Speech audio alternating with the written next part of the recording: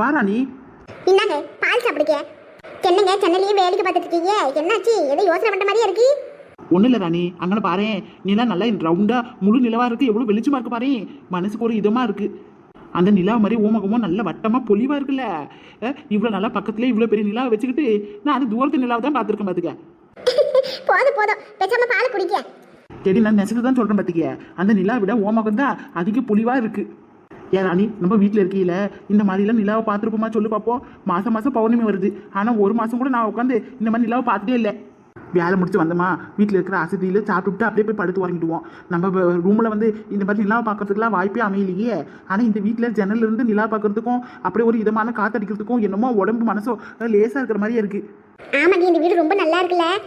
உண்மைதான், சொந்த வீடு இல்லாமல் வாடகை வீட்டில் இருக்குமேனு கொஞ்சம் வருத்தம் இருந்துச்சு. ஆனால் இந்த வீட்டுக்கு வந்ததுக்கப்புறம் நம்ம வாழ்க்கையே கொஞ்சம் நல்லா மாறின மாதிரி இருக்குது.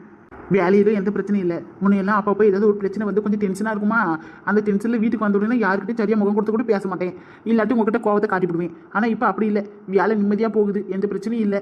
வீட்டுக்கு வந்தோமா, நிம்மதியாக சாப்பிட்டோமா, கொஞ்சம் நேரம் ரெஸ்ட் எடுத்தோமான்னு இருக்குது. என்னமோ தெரியல, வாழ்க்கையே இப்போ தான் ரொம்ப நல்லா இருக்கிற மாதிரி இருக்குது.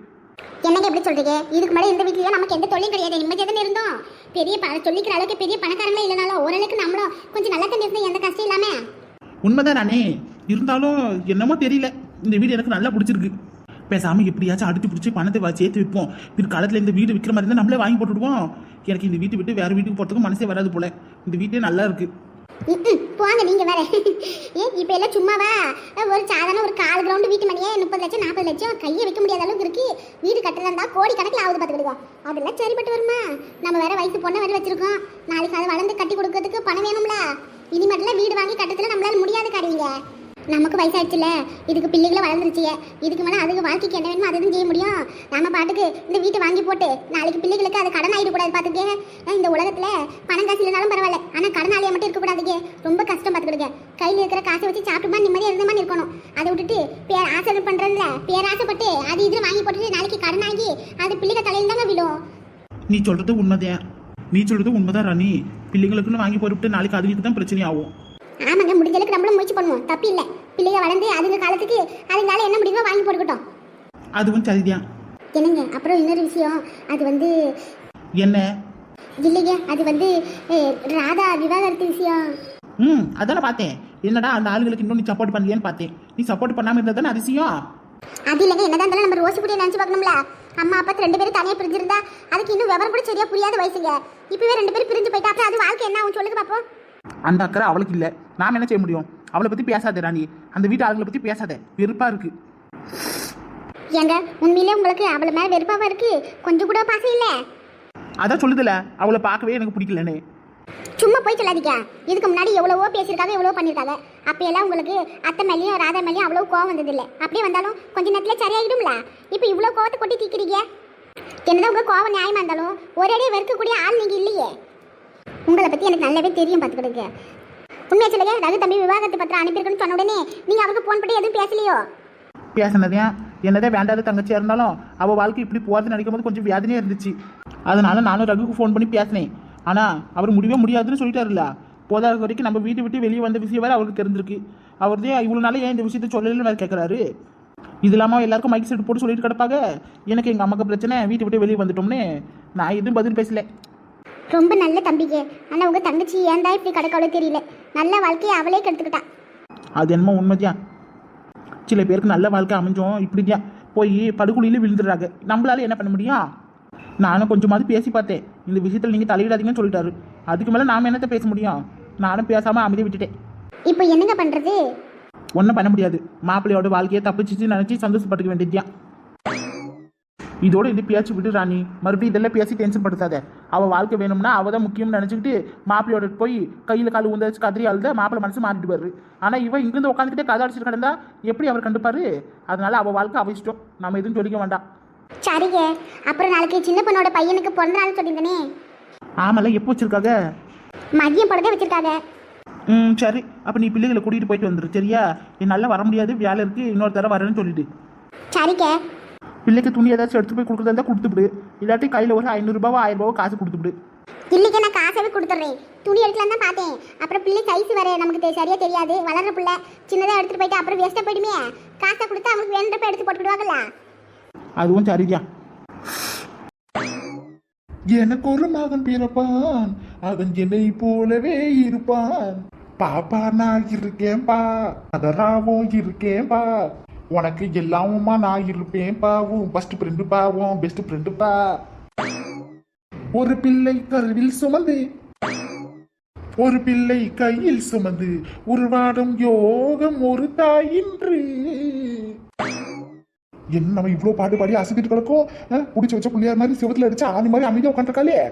மறி குழந்தை, ஏன் ட்ரெஸ் கூட மாதாம அப்படியே உட்காந்துருக்க? போ, இவ்வளவு நிறைய இப்படியே உட்காந்துருப்பேன், முது பழிக்கும்ல. போய் நைட் ட்ரெஸ் மாட்டிட்டு வந்து படுமா.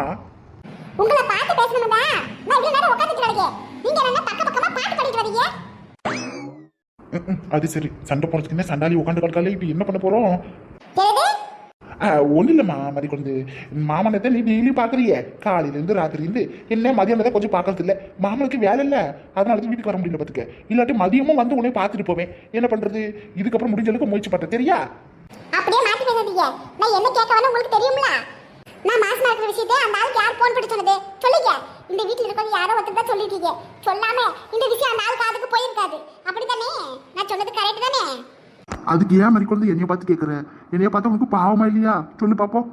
இந்த மாதிரி வேலை பண்றதுலாம் கண்டிப்பா உங்க வேலையா தான் இருக்கும். கரெக்டாக கண்டுபிடிச்சிட்டா. இங்கே பாரு மதி குழந்தை, இப்படி எல்லாம் என்னைய சந்தேகப்படக்கூடாது பார்த்துக்க. இந்த வீட்டில் நான் மட்டும் தானே இருக்கேன். உன் அத்தை இருக்காங்க, மாமா இருக்காங்க, ஊர்ல இருந்து வந்து தாத்தா இருக்காங்க.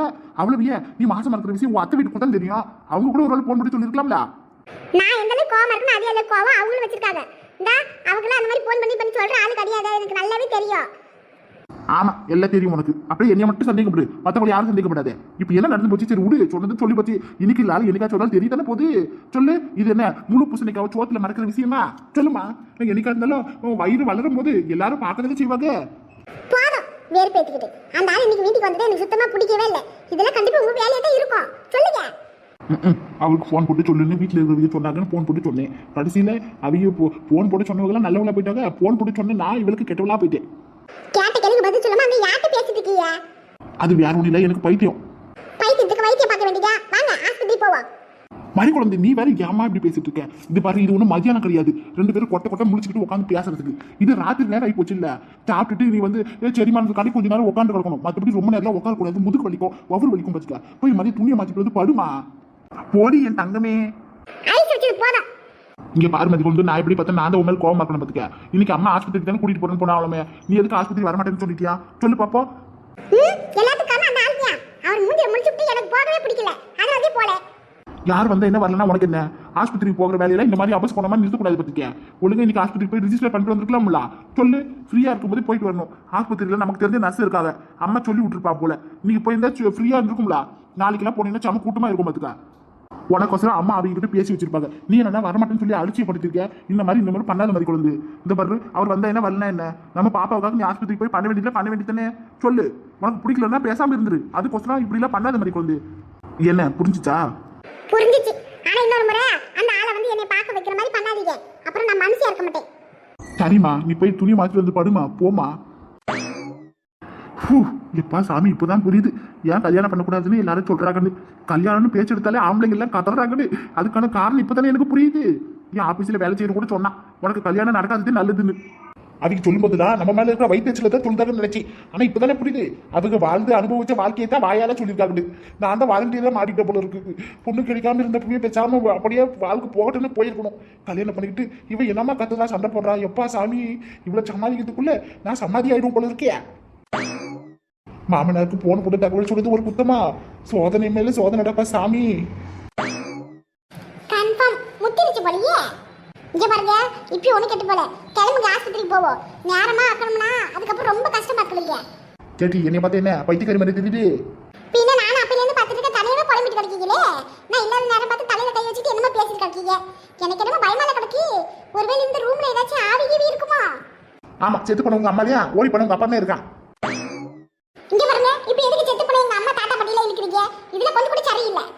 ஏமா தாயி, உன்னோட சரிக்கு சம்மா நான் பேச விரும்பல பார்த்துக்க. அப்படி பேசினா உன் உடம்புக்கு தான் சரியில்லாம போகும். நான் எதுவும் பேசல, தப்புதான் மன்னிச்சிரு, சரியா? வந்து படுத்து தூங்கு. என் வேதனை என்னோட போகட்டும். உங்களை கட்டிக்கிட்டு நான் தான் வேதனை படுறேன். உங்களுக்கு என்ன வேலை? தள்ளுங்க. என்ன வேலைக்கு பார்த்துட்டு இருக்கீங்க? என் மூஞ்சில ஏதோ செல்லி இருக்கா என்ன? குடிக்க தண்ணி கொண்டு வர மறந்துட்டேன். போய் ஒரு பாட்டில் தண்ணி கொண்டாந்துட்டு அதை லைட் ஆஃப் பண்ணி போட்டுட்டு வந்து படுத்து தூங்குங்க. தூங்க வேண்டாமா? முழிச்சிட்டே கிடக்கு வரீங்களோ? சரிடி வாரேன் நீ பாடு ரூமுக்குள்ள வரும்போது புள்ளி மாடு மாதிரி துள்ளி குதிச்சு வந்தேன் ஆனா இப்ப போகும்போது வேதனை சோதனை பாடு பாடிட்டு போறதா கிடக்கு